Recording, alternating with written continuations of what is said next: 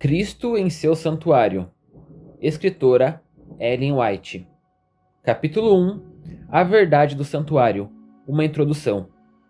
Escrevendo sobre o que devia ser realizado antes da vinda do Senhor pela Igreja Adventista do Sétimo Dia, que despontava, Ellen White disse em 1883: o espírito dos crentes devia ser dirigido ao santuário celeste, aonde Cristo entrara para fazer expiação por seu povo. Numa situação de crise em 1906, quando vários dos ensinos básicos dos adventistas do sétimo dia estavam sendo ameaçados, ela escreveu: a compreensão correta do ministério do santuário celestial constitui o alicerce de nossa fé. O fim dos 2300 dias. Entre as profecias que formam a base do despertamento do movimento adventista na primeira década dos anos 1830 e 1840 estava a de Daniel 8,14. Até 2300 tardes e manhãs e o santuário será purificado. Ellen White, que passou pela experiência, esclarece com respeito à aplicação dessa profecia. Em conformidade com o resto do mundo cristão, os adventistas admitiam, nesse tempo, que a terra ou alguma parte dela era o santuário. Entendiam que a purificação do santuário fosse a purificação da terra pelos fogos do último grande dia, e que ocorreria por ocasião do segundo advento. Daí a conclusão de que Cristo voltaria à terra em 1844.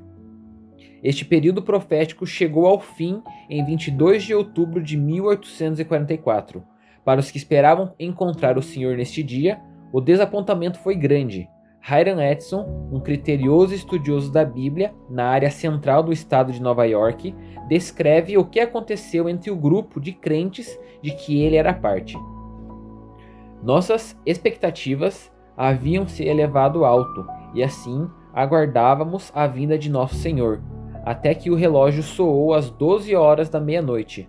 O dia havia se passado então, e nosso desapontamento havia se tornado uma certeza.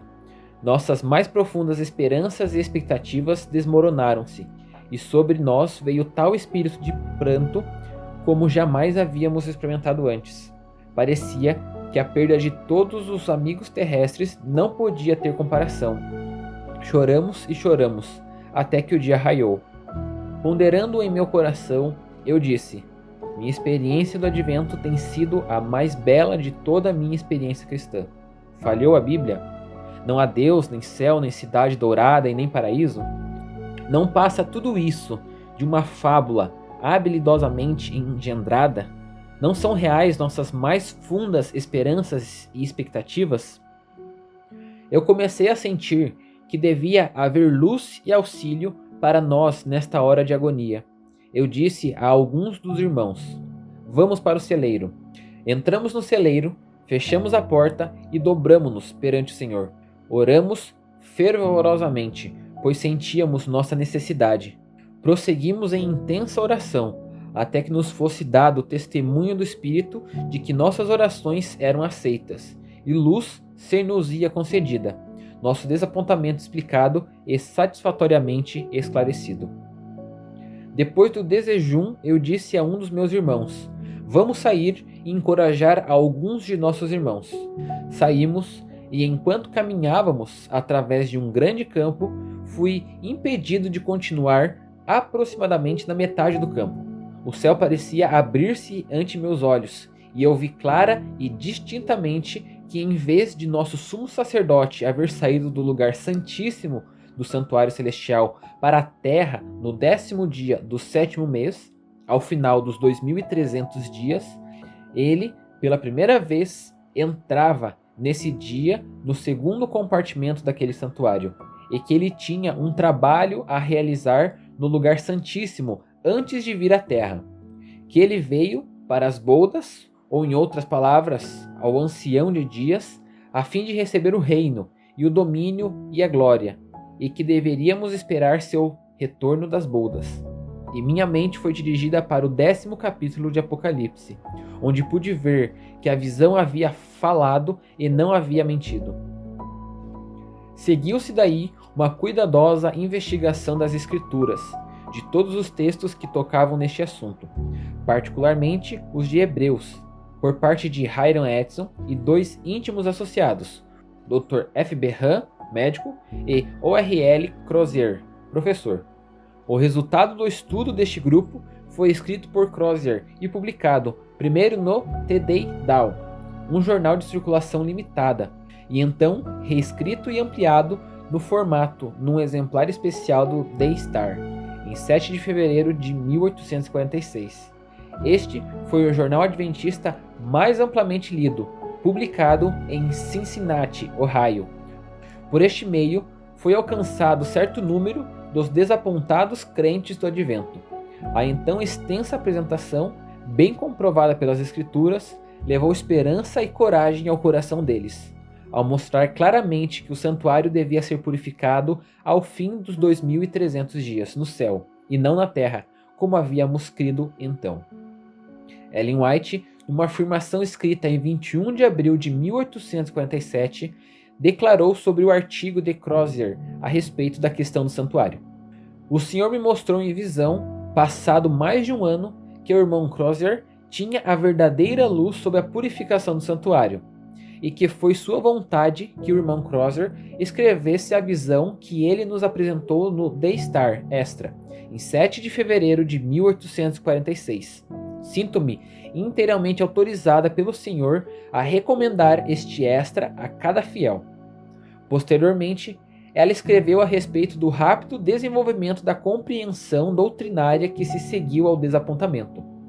O passamento do tempo em 1844 foi um período de grandes eventos, abrindo-se nossos olhos atônicos à purificação do santuário que ocorreria no céu e tendo decidida relação com o povo de Deus sobre a terra. A verdade estabelecida pelo testemunho do Espírito Santo. As visões dadas a Ellen White, conquanto não alcançando além do estudo da Bíblia, confirmavam a solidez da posição assumida de que uma importante fase do ministério de Cristo no Santuário Celestial tivera início em 22 de outubro de 1844.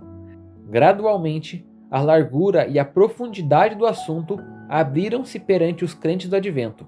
Olhando retrospectivamente a experiência nos últimos anos, ela relembrou seus estudos e as manifestas provas da mão guiadora de Deus. Muitos de nosso povo não reconhecem quão firmemente foram lançados os alicerces de nossa fé. Meu esposo, o pastor José Bates, o pai Pierce, o pastor Hiram Edson e outros que eram inteligentes, nobres e verdadeiros, achavam-se entre os que, expirado o tempo em 1844, buscavam a verdade como tesouros escondidos. Reunia-me com eles, estudávamos e orávamos fervorosamente. Muitas vezes ficávamos reunidos até alta noite, e às vezes a noite toda, pedindo luz e estudando a palavra. Repetidas vezes, esses irmãos se reuniram para estudar a Bíblia, a fim de que conhecessem seu sentido e estivessem preparados para ensiná-la com poder. Quando, em seu estudo, chegavam a ponto de dizerem: "Nada mais podemos fazer", o Espírito do Senhor vinha sobre mim e eu era arrebatado em visão, e era-me dada uma clara explanação das passagens que estivéramos estudando, com instruções quanto à maneira em que devíamos trabalhar e ensinar eficientemente. Assim, nos foi proporcionada a luz que nos ajudou a compreender as passagens acerca de Cristo, sua missão e sacerdócio. Foi-me tornada clara uma cadeia de verdades que se estendia daquele tempo até o tempo em que entraremos na cidade de Deus, e transmiti aos outros as instruções que o Senhor me dera. Durante todo o tempo, eu não podia compreender o arrazoamento dos irmãos. Minha mente estava, por assim dizer, fechada. Não podia compreender o sentido das passagens que estudávamos. Esta foi uma das maiores tristezas da minha vida. Fiquei neste estado de espírito até que nos fossem tornados claros todos os pontos principais de nossa fé, em harmonia com a palavra de Deus. Os irmãos sabiam que, quando não em visão, eu não compreendia esses assuntos, e aceitaram como luz direta do céu as revelações dadas. A compreensão de que Cristo havia entrado no lugar santíssimo do santuário celestial para iniciar a parte final de seu ministério em nosso favor, tipificada no serviço do santuário observado por Israel no passado, inculcava solenidade ao coração de nossos pioneiros adventistas. As verdades eram tão claras, tão grandiosas, tão vitais, que era difícil o senso de que sobre eles pesava a responsabilidade de comunicar esta luz a outros. Ellen White escreveu sobre a certeza de sua posição. Temos de estar firmados na fé segundo a luz da verdade que nos foi dada em nossa primeira experiência.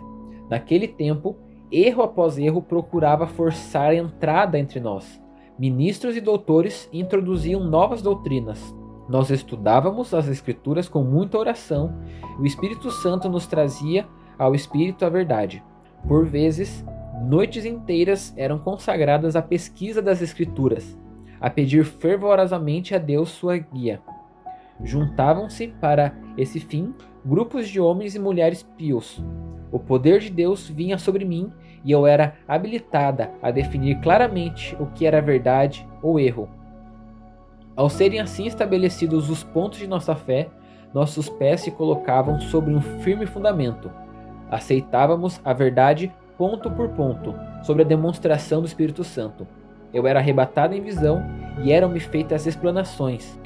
Foram-me dadas ilustrações de coisas celestiais e do santuário, de modo que fomos colocados em posição onde a luz sobre nós resplandecia em raios claros e distintos. Eu sei que a questão do santuário se firma em justiça e verdade, tal como a temos mantido por tantos anos. Os pioneiros do Advento viram a verdade do santuário como básica para toda a estruturação da doutrina dos adventistas do sétimo dia. Tiago White, em 1850, republicou as partes essenciais da primeira apresentação do assunto feita por O.R.L. Crosser e comentou: o assunto do santuário deve ser cuidadosamente examinado, visto que relacionado com o fundamento de nossa fé e esperança. O santuário e o sábado. Foi no conjunto de uma visão sobre o santuário celestial que a verdade do sábado foi confirmada na visão dada a Ellen White em 3 de abril de 1847, no lar dos Hollands, em Thompson, Maine. Sobre isto, ela escreve: sentíamos um incomum espírito de oração, e ao orarmos o Espírito Santo desceu sobre nós. Estávamos muito felizes. Logo, perdi de vista as coisas terrestres e fui arrebatado em visão da glória de Deus. Vi um anjo que voava ligeiro para mim. Rápido, levou-me da terra para a cidade santa. Na cidade, vi um templo no qual entrei. Passei por uma porta antes de chegar ao primeiro véu. Este véu foi erguido e eu entrei no lugar santo. Ali vi o altar do incenso, o castiçal com 7 lâmpadas e a mesa com os pães da propiciação. Depois de ter eu contemplado a glória do lugar santo, Jesus levantou o segundo véu e eu passei para o Santo dos Santos. No lugar santíssimo vi uma arca, cujo alto e lados eram do mais puro ouro. Em cada extremidade da arca havia um querubim com suas asas estendidas sobre elas. Tinha os rostos voltados um para o outro e olhavam para baixo. Entre os anjos estava um incensário de ouro. Sobre a arca, onde estavam os anjos, havia o brilho de excelente glória, como se fora a glória do trono da habitação de Deus. Jesus estava junto à arca, e ao subirem a ele as orações dos santos, a fumaça do incenso subia, e ele oferecia suas orações ao Pai com o fumo do incenso. Na arca estava a urna de ouro contendo o maná, e a vara de Arão que florescera, e as tábuas de pedra que se fechavam como um livro. Jesus abriu-as, e eu vi os 10 mandamentos nelas escritos com o dedo de Deus. Numa das tábuas havia 4 mandamentos, e na outra 6. Os 4 da primeira tábua eram mais brilhantes do que os 6 da outra, mas o quarto, o mandamento do sábado, brilhava mais que os outros, pois o sábado foi separado para ser guardado em honra do santo nome de Deus. O santo sábado tinha aparência gloriosa, um halo de glória o circundava. Vi que os mandamentos do sábado não foram pregados na cruz. Se tivesse sido, os outros 9 mandamentos também o teriam, e estaríamos na liberdade de transgredi-los a todos, bem como o quarto mandamento. Vi que Deus não havia mudado o sábado, pois ele jamais muda. A verdade do santuário sob fogo. Conquanto os que estavam ali vissem claramente os inegáveis reclamos da lei de Deus e começassem a observar o sábado do sétimo dia como indicado na lei de Deus, encontraram forte oposição. Sobre isso, e as razões para tanto, Ellen White explica: muitos e tenazes foram os esforços feitos para subverter-lhes a fé. Ninguém poderia deixar de ver que, se o santuário terrestre era uma figura ou modelo do celestial, a lei depositada na arca, na terra, era uma transcrição exata da lei na arca, que estava no céu, e que a aceitação da verdade concernente ao santuário celeste envolvia o reconhecimento dos requisitos da lei de Deus e da obrigatoriedade do sábado do quarto mandamento. Aí estava o segredo da oposição atroz e decidida à exposição harmoniosa das Escrituras, que revelavam o mistério de Cristo no santuário celestial. Não é de admirar que nos anos subjacentes, pessoas que se haviam separado da Igreja Adventista do sétimo dia tenham feito da verdade do santuário um ponto de oposição. Foi assim com os pastores Snock e Brinkerhoff, funcionários do escritório do campo em Iowa, e com o D.M. Canrick, influente ministro que deixou a Igreja Adventista do sétimo dia em 1887 para se tornar amargo inimigo e crítico.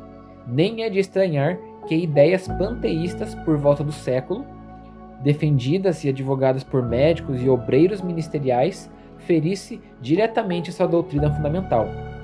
Foi nesse quadro que Ellen White, em palavras de advertência, escreveu em 20 de novembro de 1905. Aos médicos missionários e ministros que têm estado a beber nos sofismas científicos e enfeitiçantes fábulas contra os quais tendes sido advertidos, eu gostaria de dizer: vossa alma está em perigo. O mundo precisa saber qual a vossa posição e qual a posição da Igreja Adventista do sétimo dia. Deus chama os que aceitaram esses enganos destruidores a que não mais mantenham duas posições. Se o Senhor é Deus, segui-o. Satanás, com todo o seu exército, está no campo de batalha. Os soldados de Cristo devem agora se reunir em torno da bandeira ensanguentada de Emanuel. Em nome do Senhor, deixai a bandeira negra do príncipe das trevas e assumi vossa posição com o príncipe do céu. O que tem ouvidos para ouvir, ouça. Lede vossa Bíblia. Dê um terreno mais alto sobre a instrução que Deus me deu. Apresento estas coisas diante de vós. Está próximo o tempo em que os poderes enganadores de instrumentos satânicos serão amplamente desenvolvidos. De um lado está Cristo, a quem foi dado todo o poder no céu e na terra. Do outro está Satanás, exercendo continuamente seu poder para iludir com fortes enganos espiritualistas, para remover o povo de Deus do lugar que deve ocupar na mente dos homens. Satanás está continuamente se esforçando no sentido de introduzir fantasiosas suposições com relação ao santuário, rebaixando as maravilhosas representações de Deus e do mistério de Cristo para nossa salvação e coisas que satisfaçam a mente carnal. Ele remove do coração dos crentes o dominante poder desta verdade e supre o lugar com teorias fantasiosas inventadas para tornar nulas as verdades de expiação e destruir nossa confiança nas doutrinas que temos mantido como sagradas desde que foi dada a mensagem do terceiro anjo. Assim, ele nos rouba em nossa fé na própria mensagem que nos tornou um povo separado e deu caracterização e poder à nossa obra. Foi na moldura desta crise panteísta que Ellen White, presente à reunião da Associação Geral em 1905, declarou em palavras significativas para nós hoje: no futuro, engano de toda espécie está para surgir, e precisamos de terreno firme para nossos pés. Queremos colunas sólidas para a edificação. Nenhum só alfinete deve ser removido daquilo que o Senhor estabeleceu. O inimigo introduzirá falsas teorias, tais como a doutrina de que não existe santuário. Esse é um dos pontos em relação ao qual haverá um desvio da fé, onde encontraremos segurança, se não nas verdades que o Senhor nos deu nos últimos 50 anos. Os pontos de vista panteístas, tão ardorosamente advogados por alguns, declarou Ellen White, poriam a Deus fora e invalidariam a verdade do santuário.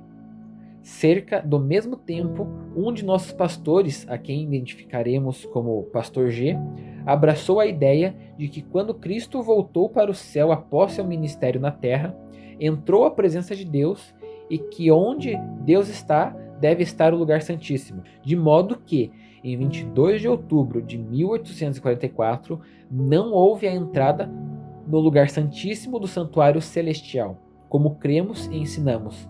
Esses dois conceitos, ambos os quais feriam a doutrina do santuário como a mantemos, levaram Ellen White a se referir várias vezes à solidez e à integridade deste ponto de nossa fé. Em 1904, ela escreveu: eles, os filhos de Deus, quer por palavras, quer por atos, não levarão ninguém a duvidar em relação à distinta personalidade de Deus, ou em relação ao santuário e seu ministério. Todos precisamos conservar em mente o assunto do santuário. Deus nos livre de que o estardalhaço de palavras vindas de lábios humanos debilitem a crença de nosso povo na verdade de que existe um santuário no céu, e que um santuário segundo este modelo foi uma vez construído na terra. Deus deseja que seu povo se familiarize com este modelo, tendo sempre em sua mente o santuário celestial, onde Deus é tudo em todos. Devemos ter nossa mente ancorada pela oração e o estudo da palavra de Deus, para que possamos agarrar essas verdades. Pontos sustentados apenas pelo uso errado das Escrituras. Escrevendo particularmente a respeito do trabalho do Pastor G em minar a confiança na verdade do santuário, Ellen White pôs em destaque em 1905 o maléfico uso de que fazia a evidência escriturística e da certeza de nossa compreensão da verdade do santuário. Eis o que ela disse: tenho estado a suplicar ao Senhor força e sabedoria para reproduzir os escritos das testemunhas que foram confirmadas na fé e na primitiva história da mensagem. Após a passagem do tempo de 1844, eles receberam a luz e andaram na luz. E quando os homens que pretendiam possuir novo esclarecimento vinham com suas maravilhosas mensagens acerca de vários pontos da Escritura, tínhamos, pela atuação do Espírito Santo, testemunhos bem definidos, que excluíam a influência de mensagens como as que o Pastor G tem devotado o tempo a apresentar. Esse pobre homem tem estado a trabalhar decididamente contra a verdade confirmada pelo Espírito Santo. Quando o poder de Deus testifica daquilo que é a verdade, essa verdade deve permanecer para sempre como a verdade. Não devem ser agasalhadas quaisquer suposições posteriores contrárias ao esclarecimento que Deus proporcionou. Surgirão homens com interpretações das Escrituras que para eles são verdade, mas que não o são. Deu-nos Deus a verdade para este tempo como um fundamento para a nossa fé. Ele próprio nos ensinou o que é a verdade. Aparecerá um e ainda outro, com nova iluminação, que contradiz aquela que foi dada por Deus sobre a demonstração de seu Santo Espírito. Vivem ainda alguns que passaram pela experiência obtida quando esta verdade foi firmada. Deus lhes tem benignamente poupado a vida para repetir e repetir até o fim da existência a experiência por que passaram, da mesma maneira que o fez o apóstolo João até o termo de sua vida. E os porta-bandeiras que tombaram na morte devem falar mediante a reimpressão de seus escritos. Estou instruída de que, assim, sua voz se deve fazer ouvir. Eles devem dar seu testemunho relativamente ao que constitui a verdade para este tempo. Não devemos receber as palavras dos que vêm com uma mensagem em contradição com os pontos especiais de nossa fé. Eles reúnem uma porção de passagens e amontoam-na como prova em torno das teorias que afirmam. Isto tem sido repetidamente feito durante os 50 anos passados.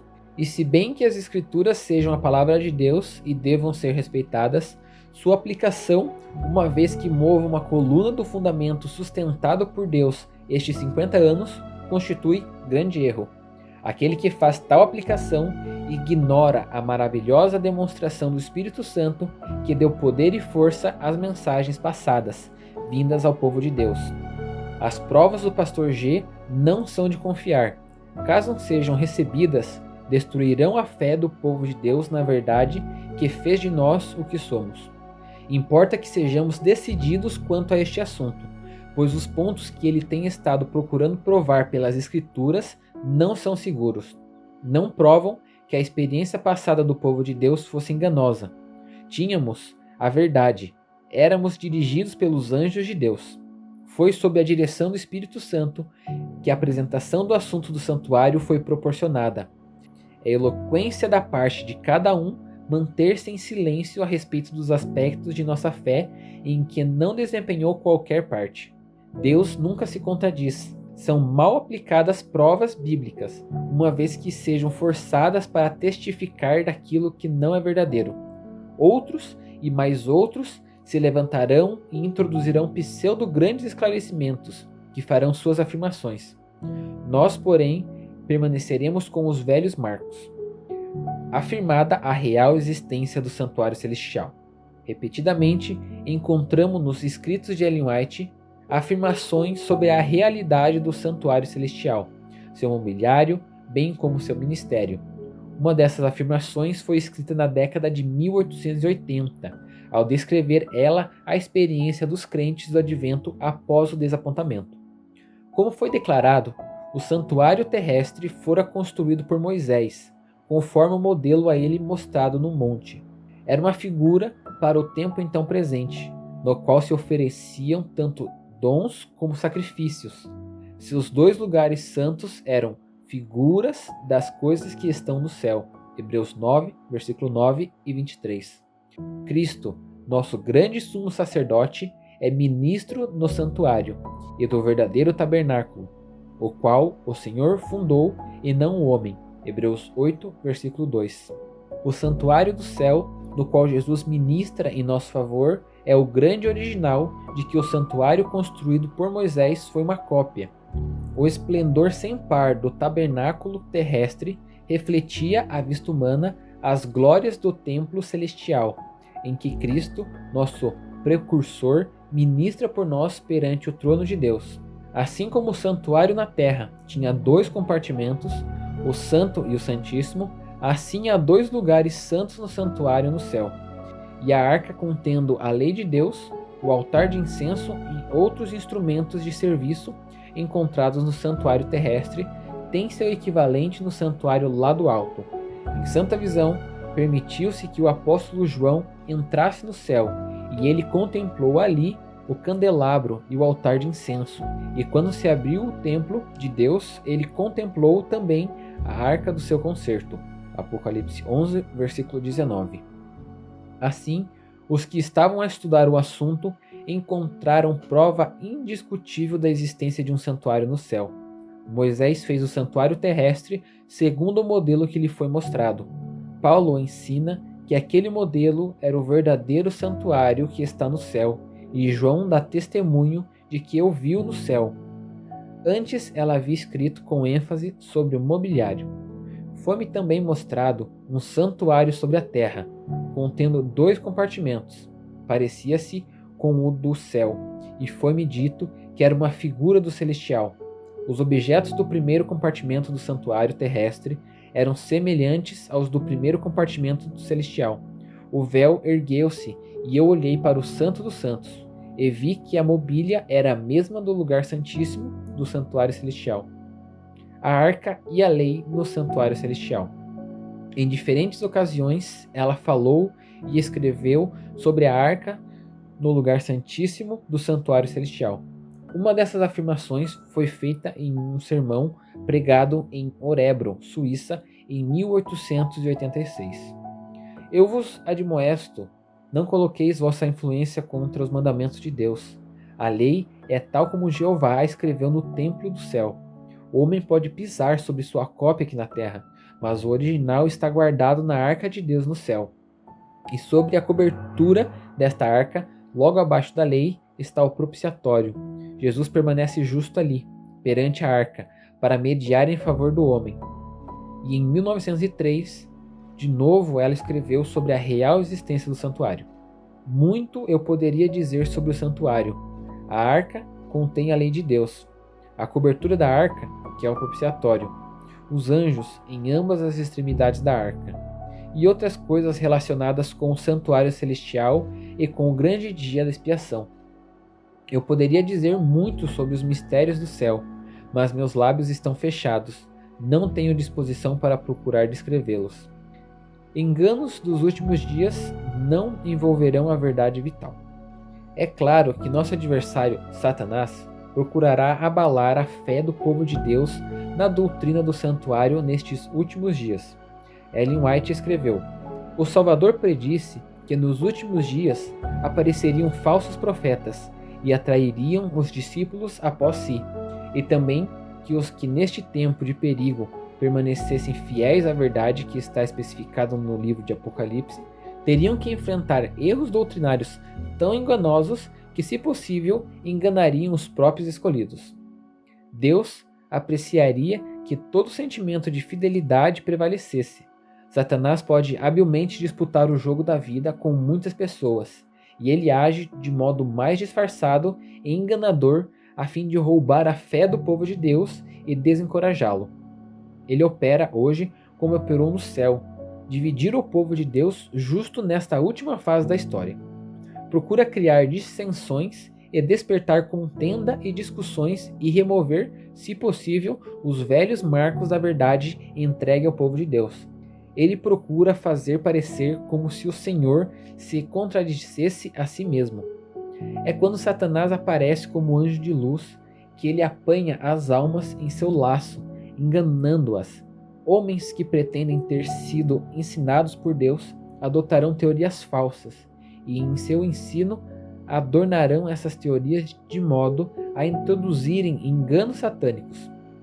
Assim, Satanás será apresentado como anjo de luz e terá a oportunidade de mostrar suas agradáveis fábulas. Esses falsos profetas terão de ser enfrentados. Eles farão esforço para enganar a muitos, levando-as a aceitar falsas teorias.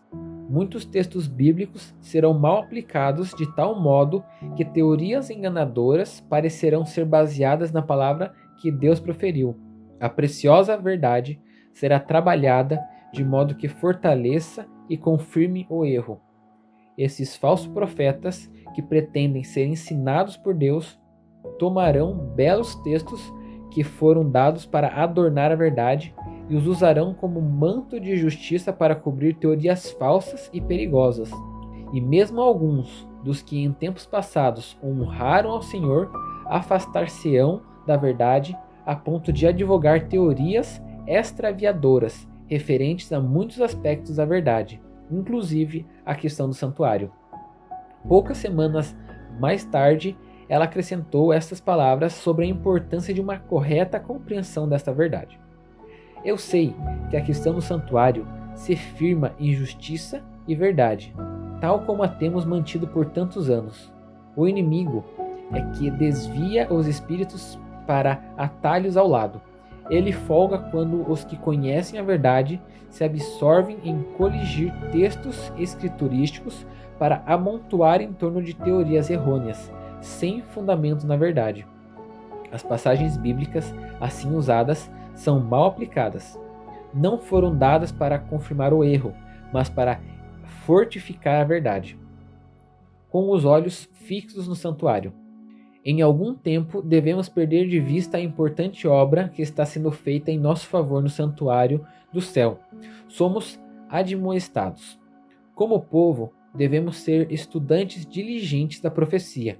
Não devemos sossegar sem que entendamos claramente o assunto do santuário, apresentado nas visões de Daniel e de João. Este assunto verte muita luz sobre nossa atitude e nossa obra atual, e dá-nos prova irrefutável de que Deus nos dirigiu em nossa experiência passada, explica nosso desapontamento de 1844, mostrando-nos que o santuário a ser purificado não era a terra, como supuséramos, mas que Cristo entrou então no lugar santíssimo do santuário celestial e ali está realizando a obra final de sua missão sacerdotal, em cumprimento das palavras do anjo comunicadas ao profeta Daniel. Até 2300 tardes e manhãs e o santuário será purificado. Nossa fé no tocante às mensagens do primeiro, segundo e terceiro anjos era correta. Os grandes marcos pelos quais passamos são inamovíveis, conquanto as hostes do inferno intentam derrubá-los de seu fundamento e exultar ao pensamento de que tiveram êxito, não atingirão o seu objetivo. Estes pilares da verdade permanecem tão firmes quanto os montes eternos, impassíveis ante todos os esforços combinados dos homens e de Satanás e suas hostes. Muito podemos aprender e devemos estar constantemente pesquisando as Escrituras para ver se estas coisas são assim. Deve o povo de Deus ter agora os olhos fixos no santuário celestial, onde se está processando a ministração final de nosso grande sumo sacerdote na obra do juízo, e onde está intercedendo por seu povo.